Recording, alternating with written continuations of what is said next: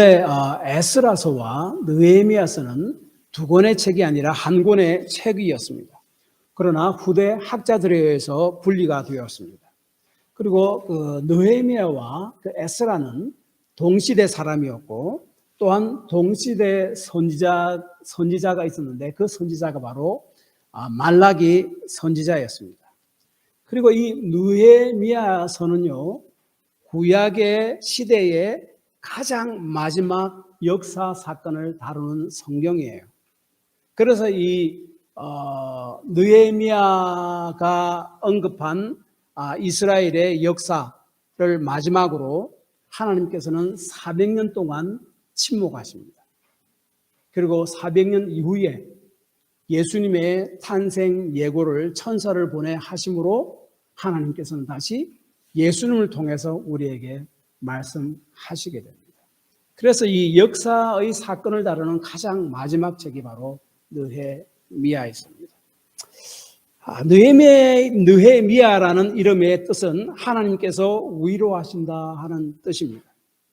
느헤미야의 직업은 페르시아 제국의 왕의 술 맡은 관원장이었다라고 11절에 말씀하고 있습니다. 당시에는 왕을 죽이려는 업무가 굉장히 많았습니다. 우리나라 조선시대도 마찬가지였죠. 그래서 가장 신뢰할 수 있는 사람을 술 맡은 관원장으로 뽑았습니다.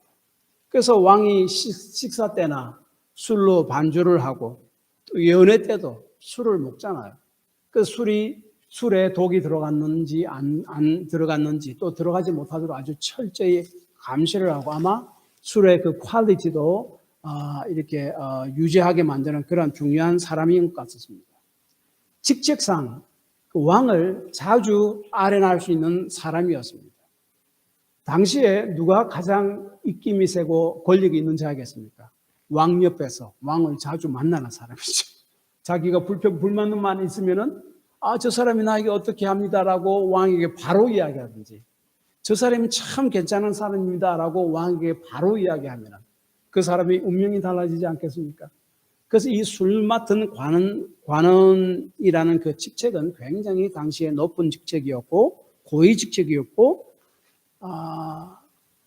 임금을 언제든지 자주 만날 수 있는 그러한 직책이었습니다. 그리고 그 직책으로서는 아주 편안하게 살 수 있는 그런 직위였습니다.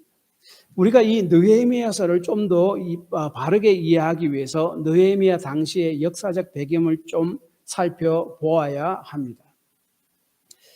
이스라엘 백성은 구약에서 계속적인 죄악과 선지자를 보내서 회개하고 주 앞으로 돌아오라고 여러 번 이야기했는데도 거부합니다.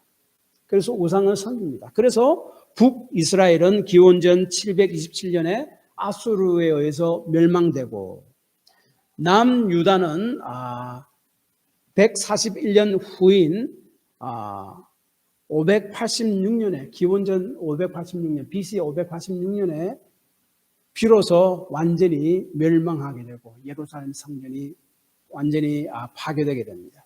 그래서 이 남유다가 바벨론에 의해서 완전히 무너질 때까지, 그리고 사람들이 포로로 잡혀가는데 3차에 의해서 포로로 잡혀가게 됩니다. 그리고 마지막 기원전, 그러니까 BC 586년에 예루살렘이 성전이 무너지고 그 유대가, 이스라엘 백성, 그 나라 자체가 완전히 무너지고 맙니다. 그리고 이제 하나님이 약속대로 70년 후에 이스라엘을 다시 회복시키겠다라고 하나님께서 약속했고, 이제 포로로 끌려갈 때도 유다 백성들은 3차에 의해서 3차로 첫 번째, 두 번째, 세 번째로 끌려갔지만은 포로에서 다시 본향으로 돌아올 때도 세 번에 걸쳐서 돌아오게 됩니다. 그 첫 번째가 바로 유대인 세드바살을 페르시아 왕이 유대 총독으로 임명해서 그를 따르는 사람들과 함께 1차 귀환이 이루어집니다. 이 세드바살이 바로 누군가라고 사람들이, 많은 학자들이 이야기하지만은 수룹바벨과 같은 인물이다라고 하는 학자들도 많습니다. 저도 그렇게 생각하는 것이 맞다고 생각합니다. 그래서 1차 기원이 이루고 1차로 사람들이 다 본국으로 예루살렘으로 돌아왔습니다. 그런데 그들이 해야 될 가장 중요한 것이 뭡니까? 성전을 건축하는 거죠. 성전이 그들의 삶에, 이스라엘 백성의 삶에 가장 중심이었습니다. 성전이 없는 사람은 상상도 못합니다. 그래서 성전 재건하는 것이 가장 큰 일이었는데, 여러 가지 우여곡절을 거친 후 22년 후에 수룹바벨의 인도로 성전이 완공하게 됩니다. 그리고 예루살렘 성전이 무너진 지 정확하게 70년이 되는 그때 성전이 완성되게 돼요. 그래서 하나님께서 여러 선지자를 통해서 너희들이 바벨론 포로로 잡혀가지만 70년 후에 다시 돌아오겠다라고 하는 말은 성전이 무너진 그때를 기점으로 해서 돌아와 성전이 다시 건축되는 그 기점을 이야기한 거예요. 성전이 그만큼 그들의 삶의 중심이었다는 거예요. 그것이 또 하나님 백성에게 중요한 것이었음을 이야기하고 있습니다. 이 성전이 중요한 것은 성전을 통해서 속죄제를 드림으로써 우리 죄가 용서함 받을 수 있고, 죄의 용서함 받은 사람이 하나님 앞에 나아가서 하나님을 찬양하고 예배하고 하나님과 교제할 수 있었습니다. 그래서 성전은 하나님의 백성이 있어서 영적인 삶, 육신의 삶 중심이었습니다. 그런데 이건 우리가 주의할 것은 영적인 삶이 따로 있고 육신의 삶이 따로 있고 그렇지 않습니다. 구약에서 하나님의 백성들은 영적인 삶, 육신의 삶이 따로 분리된 것이 아니고 연결되어 있어요. 동전의 앞면, 뒷면과 같이. 오늘날 우리도 마찬가지예요. 우리는 영적인 삶은 교회의 삶이고, 우리 사회의 삶은 육적인 삶, 그렇게 성경은 이야기하고 있지 않습니다. 예수 믿던 사람은 영적인 삶, 육적인 삶이 동전의 양면같이 서로 붙어 있습니다. 아우러져 있습니다. 그래서 굉장히 중요합니다. 그래서 성전이 구약 하나님의 백성들에게는 그만큼 중요했습니다.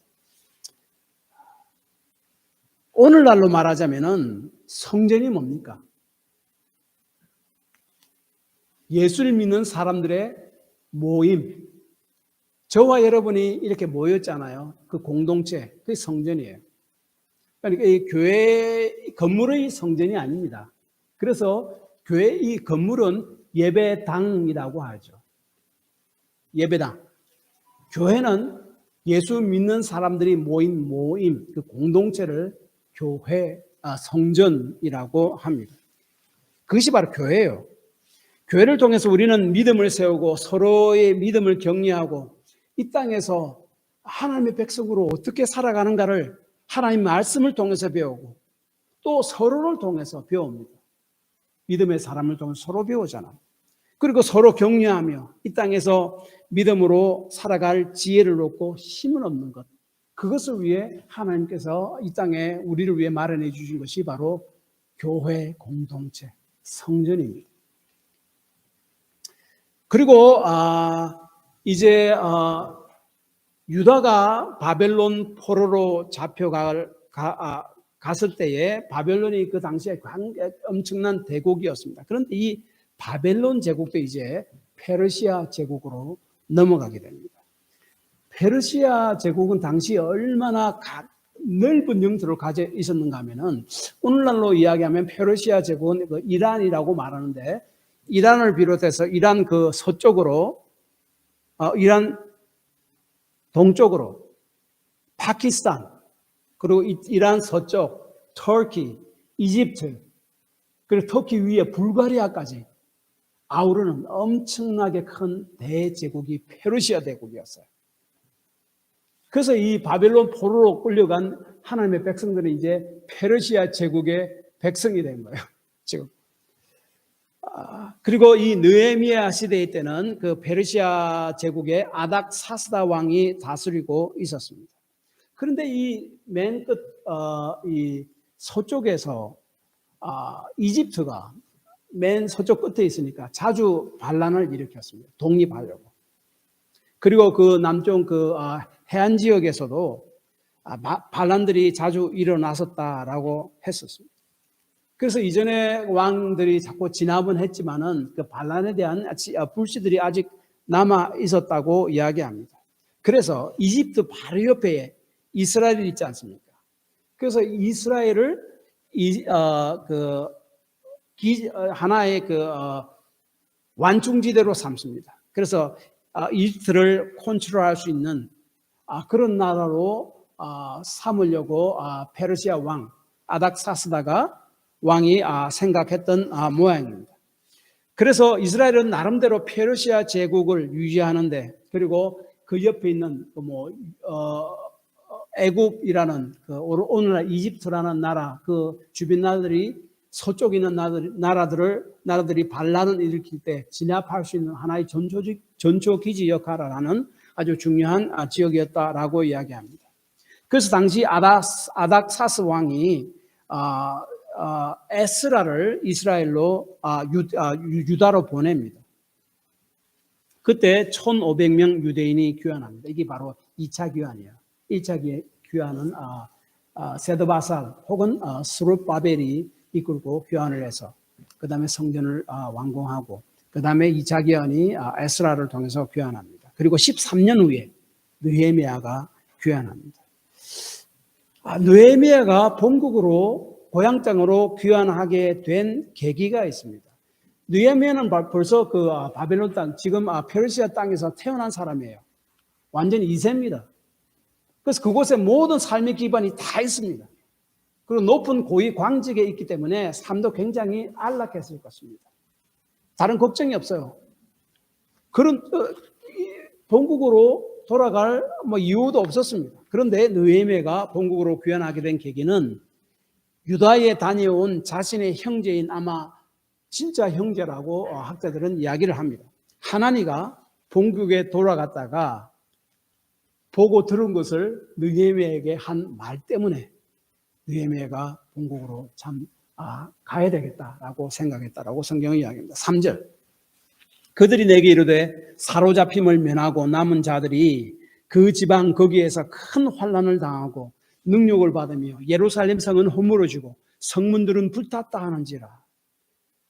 그들이 유다를 갔다 와서 방문하고 나서 돌아와서 느헤미야에게 일하는데, 예루살렘 성벽은 여전히 허물어져 있고 성문들은 여전히 불타 있는 상태에 있다라고 이야기합니다. 이것이 그 당시에 누구에 의해서 세웠던 성전벽이 무너졌고 성전 문이 불탔다, 그 말이 아닙니다. 56년 전에 예루살렘 성전은 스룹바벨에 의해서 다시 지어지게 되었습니다. 성전은 이미 지어졌습니다. 그런데 성벽과 그 문은 아직 무너진 채로 그대로 있었습니다. 오래전에 유다가 바벨론 포로로 잡혀갈 때 성전이 완전히 무너졌잖아요. 그때 성전 이 벽들도 다 무너져 버렸고, 그 다음에 성전 문도 다 무너졌습니다. 그것은 놔둔 채 성전 안에 본체만 성전을 준공을 완성했습니다. 그런데 그 성전을 완공하고 난 뒤 56년이 지난 그 시점에도 여전히 성벽은 건축되지 못하고 성문은 불탄 채로 그대로 남아 있었습니다. 성벽이, 그러니까 성전벽이 이렇게 무너지면 뭡니까? 오늘 성이 무너졌다 보면 이야기하는데 사실 원문은 성벽입니다. 그러니까 성전벽입니다. 무너지면 적들이 많이 침해할 수 있잖아요. 막 성전에 들어오게 되고, 성전벽이 또한 예루살렘 성의 한쪽 벽면을 담당하고 있습니다. 예루살렘 성으로 바로 들어올 수 있고 침입할 수 있고, 그래서 굉장히 좀 위험한 그런 상황이에요. 그것이 바로 이스라엘 백성의 상황이었습니다. 성전은 지었지만은 아직까지 굉장히 위급한 위험한 그 상황. 그렇지만은 그 백성들은 다시 성벽을 다시 지을 엄두도 못 내고, 성문도 다시 지을 엄두도 못 내고, 주변에는 여러 백성들에 의해서 핍박을 당하고 어려움을 당하고 혼란을 당하고 있었는 그것을 보고 느헤미야는 울면서 금식하면서 하나님 앞에 기도했다라고 4절에 말씀합니다. 그런데 느헤미야는 우리가 알다시피 유대에서 태어난 사람이 아니에요. 바벨론 포로로 끌려가서 그리고 페르시아로 넘어가 그 바벨론이 페르시아로 넘어가고 그곳에서 태어난 사람이에요. 오늘날로 이야기하면은 우리나라 사람으로 이야기하면은 미국에 살고 있는 코리안 아메리칸입니다. 뭐 한국에 대한 크게 우리가 코리안 아메리칸 되면은 한국에 대해서 크게 그런 건 없잖아요. 제 큰아들을 보니까 그래도 한국에 대해서 많이 관심을 가지고 그렇게 합니다만은 그래도 1세들과 같지는 않습니다. 그런데 이 2세대인 느헤미야가 어떻게 본국의 소식을 듣고 눈물을 흘리며 금식하며 기도할 수 있었는가 하는 것 여러분 한번 생각해 보시기 바랍니다.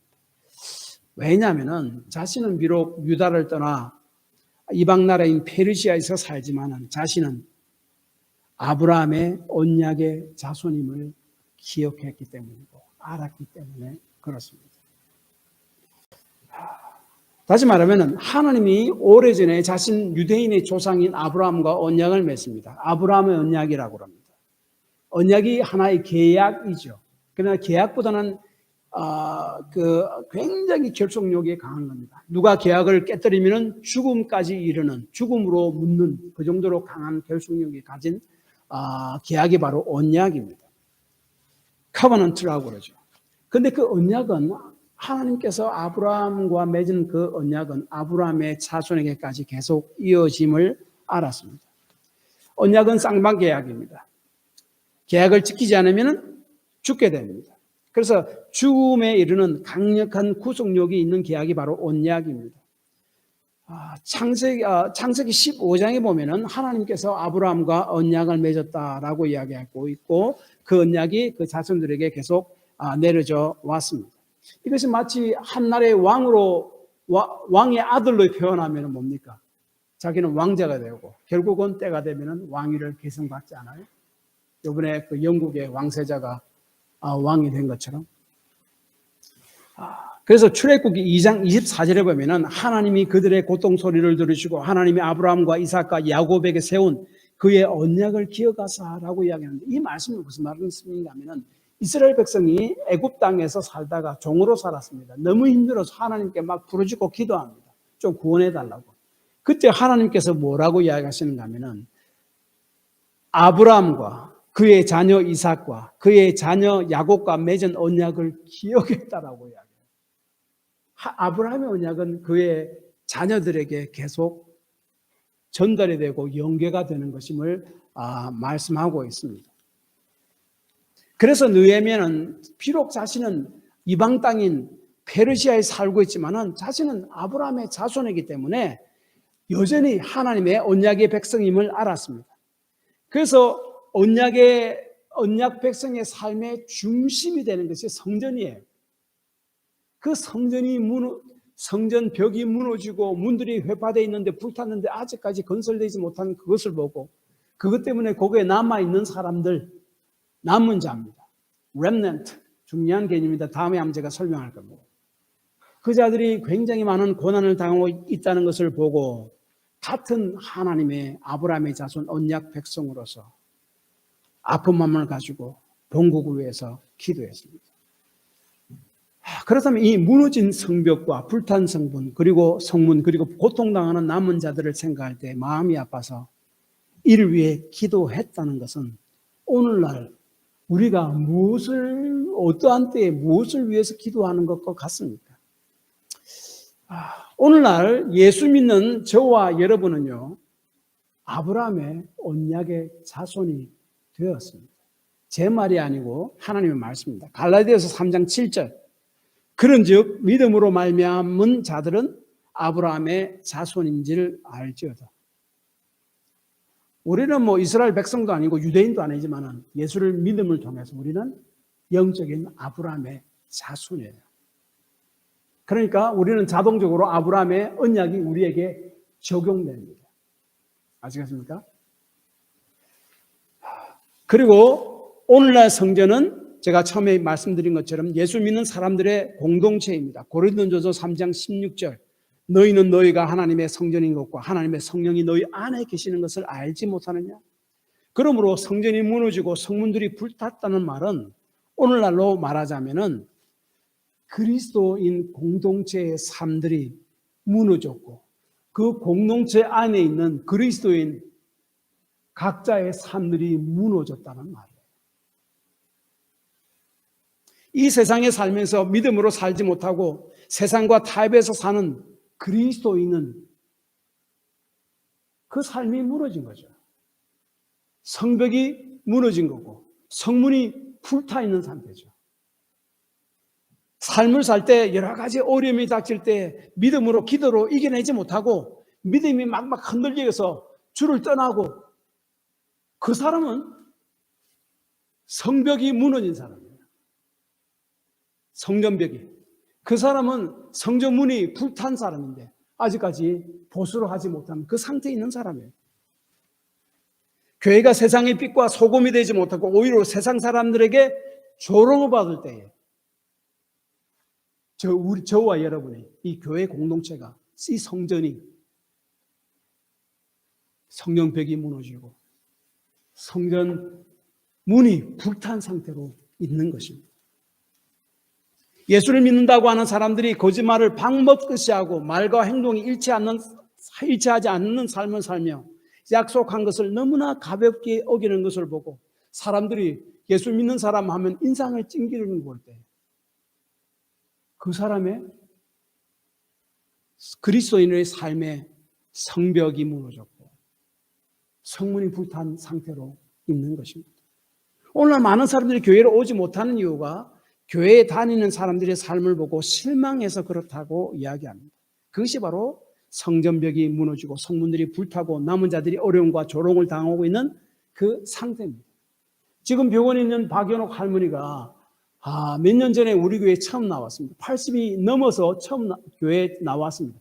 그런데 그분이 그 평생 동안 한 번도 교회에 나가지 않았습니다. 저희 교회가 처음이었어요. 그래서 교회에 처음 와가지고 찬송 부르는 것, 교회 예배하는 것 적응하지 못하서 굉장히 힘들어했습니다. 근데 나중에 어떻게 한국 사람 같으면 보통 일평생 몇 번은 교회에 나가보는데 어떻게 한 번도 안 나가봤습니까? 그렇게 물어보니까 교회 다니는 사람 때문에 너무나 실망돼서 화가 나서 교회 아예 나가지 않았다라고 이야기합니다. 얼마나 가슴 아프고 애통한 일입니까? 그것이 바로 성전벽이 무너진 상태고 성전문이 불탄 상태입니다. 그래서 하나님의 자녀라면요, 이것들을 볼 때에 우리는 기도해야 돼요. 세상과 타협해서 사는 성도들을 볼 때 비난할 것이 아니라 그들을 위해서 내가 눈물을 흘리며 기도할 줄 알아야 돼요. 내가 그러한 삶을 살려고 그리고 그런 유혹에 넘어갔음을 알 때에 회개하고 눈물을 흘리며 기도하고 힘을 달라고, 그래서 그 세상과 타협하지 않는 삶을 살게 해달라고 기도해야 돼요. 어려움을 당해 믿음이 흔들리는 자들을 보고 비난만 할 것이 아니라 그들이 말씀을 붙들고 다시 일어서게 해달라고 기도해야 돼요. 그래서 어려움을 믿음으로 잘 이뤄내게 하옵소서 기도할 수 있어야 해요. 믿는 자들이, 믿는 내가 그리스도인으로서 삶을 살면서 하나님의 성품을 나타내는 신실한 삶을 살도록, 그래서 어두운 세상에 빛을 비추는 삶을 살며 썩어가는 사회가 더 이상 썩지 않도록 도움을 주는 소금의 역할을 할 수 있도록 기도해야 돼요. 믿음으로 똑바로 서 있지 못하는 나 자신을 정직하게 바라보고 때로는 금식도 하며 기도하는 삶이 되어야 됩니다. 왜냐하면 그때가 바로 성전벽이 무너져 있는 상태이고 성전 문이 불타서 있는 그 상태이기 때문에 그렇습니다. 그래서 이 느헤미야가 무너진 성전벽과 불탄 성문 소식을 듣고 기도하는 것이 바로 오늘날 우리로 치면 교회 공동체가, 그리고 내가 그리스도인으로서 믿음으로 바로 서지 못하는 것을 보고 애통하며 금식하고 기도하는 것, 그것이 바로 느헤미야가 한 것이고 그것이 바로 오늘날 저와 여러분이 해야 될 것임을 오늘 본문은 저와 여러분에게 말씀합니다. 그러면은 이 느헤미야가 한 기도의 내용이 무엇입니까? 제가 볼 때는 세 가지입니다. 첫째는 회개입니다. 우리가 이러한 어려움을 당하고 있는 것은 하나님이 우리를 돌보지 않아서 그런 것이 아니고 사실은 우리 죄 때문입니다. 그 다음에 하나님은 오롯입니다.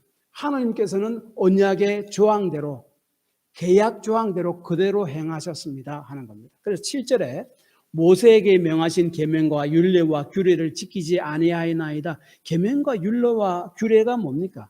성경에 있는 말씀 아니에요. 성경 말씀이 뭔가 하면 사실은 하나님과 우리와 계약을 맺잖아요.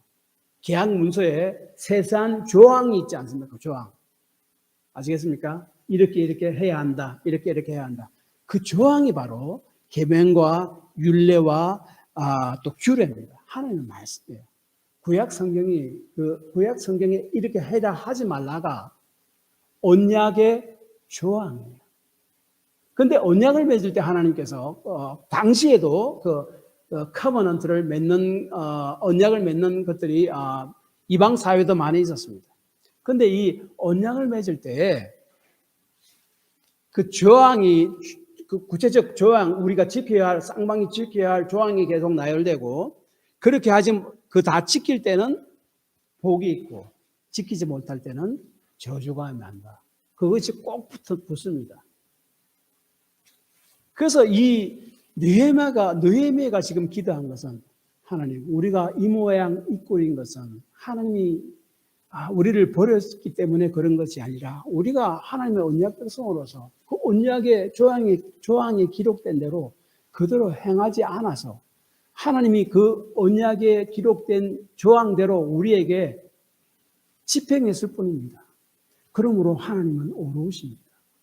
그것이 바로 7장 7절, 8절, 9절, 10절까지 나타나 있는 느헤미야의 기도예요.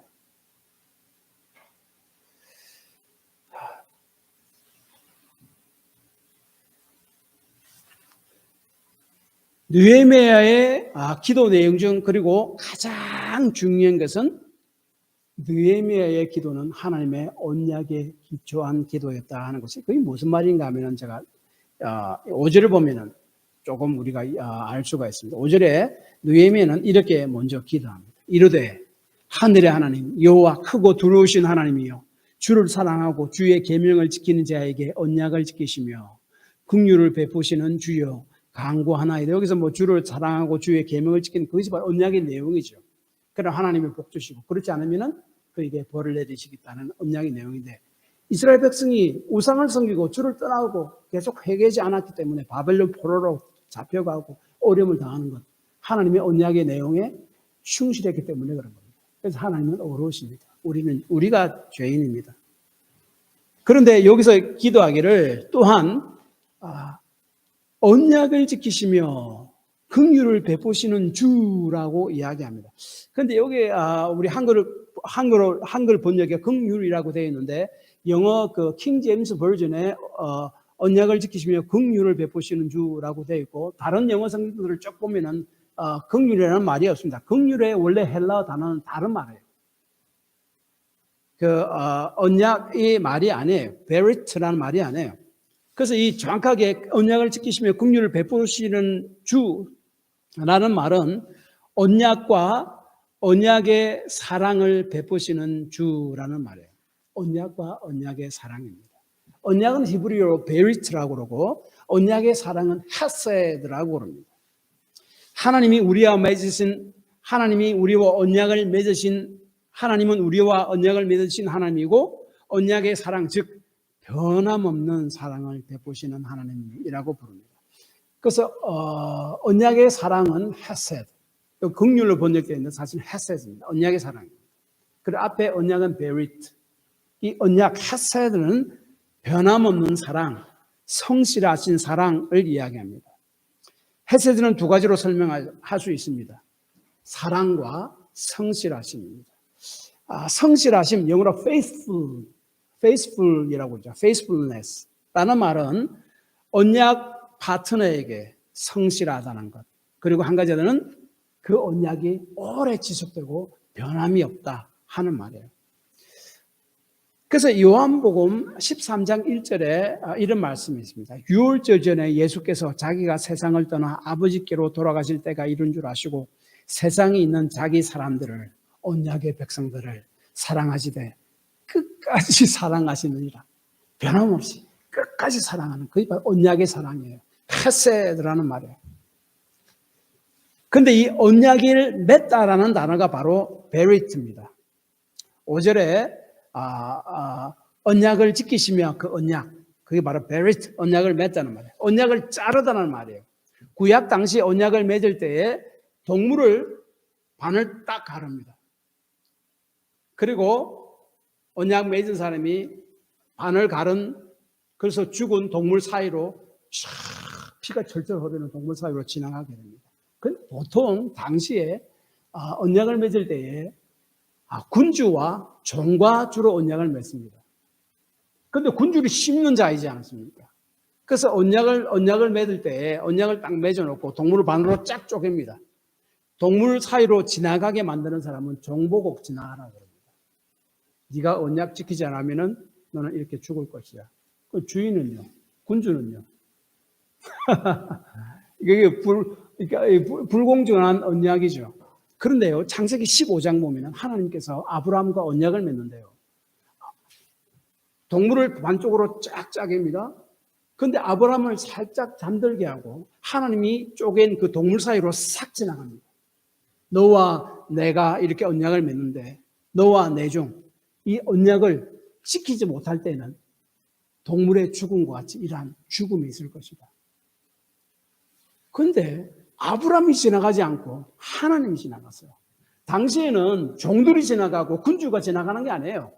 그런데 이 세상을 만드신 하나님이 대신 지나간 것이요.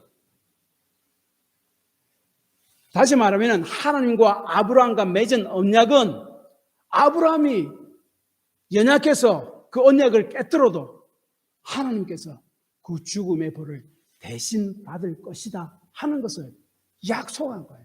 언제 한 것이요. 그것이 언제 이루어졌습니까? 십자가에서 이루어졌죠. 그래서 하나님께서 자기 아들 예수 그리스도를 사람의 몸을 입혀 이 땅에 보내셔서 사람의 죄를 짊어지고 대신 죽게 만든 사실이 바로 그 사건이에요. 그것이 바로 언약을 하나님께서 이루신 사건이 바로 십자가 사건이에요. 그래서 예수님께서 성찬을 행하시면서 포도주 잔을 제자들에게 나눠주시면서 마태복음 26장 28절에 이렇게 이야기하죠. 이것은 죄의 사함을 얻게 하려고 많은 사람을 위하여 흘리는 바 나의 피 곧 언약의 피니라. 예수 믿는 우리는 영적인 아브라함의 자녀가 되었고 아브라함이 맺은 그 언약이 우리에게 연결이 되는 거예요. 적용이 되는 거예요. 그래서 우리는 언약의 백성이 되는 거예요. 그래서 헤세드는 하나님께서 우리를 사랑하시되 그 언약의 사랑, 헤세드. 우리를 사랑하시되 끝까지 사랑하시는 변치 않는 사랑을 말하고 언약, 베리트는 왜 변치 않는 사랑이 우리에게 주어졌는가에 대해서 설명해 줍니다. 하나님께서 우리가 깨뜨리신 언약의 파트너인 우리가 깨뜨린 그 죄악을 대신해서 그 조항에 기록된 벌을 다 받았기 때문에 그 언약이 계속 유지가 되는 거예요. 그래서 그 언약은 페이스풀한 언약이에요. 계속적으로 유지되는 언약이에요. 누구 때문에? 하나님이 우리의 진 벌받음 때문에. 그것이 바로 십자가 사건이에요. 그래서 하나님과 하나님의 백성에게는요, 내가 실수를 하고 죄를 지어도 그 죄에 대한 하나님이 회개치 않을 때 벌은 분명히 왔습니다. 그런데 하나님과의 자녀된 관계는 깨어지지 않습니다. 그러나 교제는 끊어집니다. 그래서 하나님, 예수를 믿는 기쁨을 알지도 못하고 하나님의 임재 가운데도 거하지 못하고 뭐 기도해도 기도 응답도 없고 하나님과 동떨어진 삶을, 괴로운 삶을 살아갈 수밖에 없습니다. 비록 교회는 나올지라도. 그러나 우리가 회개하고 돌이킬 때 하나님께서는 변치 않는 사랑으로 끝까지 우리를 사랑하시는 것, 그 언약, 그 베리트. 이 느헤미야가 기도한 것이 바로 그거예요. 이 베리트, 헤세드. 근거해서 하나님께 기도한 것이 5절이 바로 베리트와 헤세드입니다. 언약과 언약의 사랑, 변치 않는 사랑, 그것을 이야기합니다. 그래서 오늘날 느헤미야가 5절 한 기도를 우리가 기도하면 바로 이런 기도가 될 것입니다. 하나님, 우리가 예수님의 십자가의 사랑과 은혜의 근거에서 기도합니다. 예수님께서 우리 죄를 다 짊어지시고 우리 죄에 대한 형벌을 대신 받았지 않습니까? 그래서 우리가 예수님을 통해서 하나님의 자녀가 되었고 하나님께 기도할 수 있게 되었음을 저는 압니다. 그것을 믿습니다. 제가 죄를 지어 잠시 하나님을 떠났고 하나님의 마음을 슬프게 했습니다마는 그래도 저는 여전히 하나님의 자녀임을 압니다. 그래서 제가 제 죄를 회개하며 주 앞에 가오니 저의 죄를 용서하시고 저를 받아주시며 그리고 제가 하나님 앞에 나와 기도하오니 저의 기도를 들어주세요. 그리고 저를 고쳐주시고 저를 회복해 주세요. 그 기도예요. 그게 바로 느헤미야가 한 기도예요. 하나님의 헤세드를 받은 우리의 삶은 비록 죄를 지을 때 하나님과의 관계는 끊어지지 않을지라도 교제는 끊어진다고 하는 것을 기억하시기 바랍니다. 회개치 않을 때 하나님께서 징계하시고 돌이키게 만드십니다. 그렇지만은 우리가 회개해서 돌아올 때 우리를 싸매시고 우리를 고쳐주시는 것, 그래서 우리를 향한 언약의 사랑, 변함없는 사랑, 성실한 사랑, 헤세드, 그것은 지속된다. 그것을 시편 147편 2절 3절은 이렇게 말씀합니다. 여호와께서 예루살렘을 세우시며 이스라엘의 흩어진 자들을 모으시며 죄로 인해서 상심한 자들을 고치시며 다시 돌아오는 자들, 그들의 상처를 싸매시는 거다. 이것이 바로 헤세드예요. 이 헤세드, 변치 않는 사랑은 뭐 때문이라고요? 베리트, 하나님의 언약 때문에. 우리가 하나님의 사랑을 믿는다고 하면서 헤세드, 곧잘 좌절하는 이유가 뭡니까? 헤세드의 한쪽인 하나님의 사랑은 아는데 다른 한쪽인 하나님의 성실하심, faithfulness, 변함없는 사랑, 지속적인 사랑, 그것을 믿지 못하기 때문에 그렇습니다. 그것까지 믿어야 됩니다. 결론은 이것입니다. 느헤미야는 자신이 하나님의 언약 백성으로서 자신의 고향 땅 성전 벽이 무너진 채로 있고 성전 문들이 불탄 채로 있으며 거기에 남아있는 하나님의 언약 백성들이 고통을 당하고 있다는 소식을 듣고 슬퍼하며 금식하며 기도했습니다. 하나님의 성전인 예수 믿는 성도들이 그들의 삶이, 나의 삶이 믿음으로 똑바로 서지 못하고 무너져 있을 때에 그때가 기도할 때고 금식하며 기도할 때며 하나님께 부르짖을 때입니다. 우리가 그렇게 기도할 수 있는 이유는 우리가 예수를 믿음으로 하나님의 언약의 백성이 되었기 때문입니다. 그 변치 않고 지속적인 언약의 사랑에 받는 대상자가 되었기 때문에 그렇습니다. 그러므로 담대하게 주께 나와 기도하고 회복을 위해, 고침을 위해 기도할 수 있는 자가 되었다라는 것입니다. 느헤미야죠. 그렇게 무너진 성도들의 삶을 위해, 무너진 나의 삶을 위해 예수를 믿음으로 변치 않는 언약의 사랑을 받은 자로서 담대히 하나님께 나아가 기도하고 금식함으로 무너진 삶을 고치는 삶, 그러한 삶이 되시기를 바랍니다. 그런 삶이 되기를 기도하시는 여러분이 되시기 바랍니다. 기도합시다.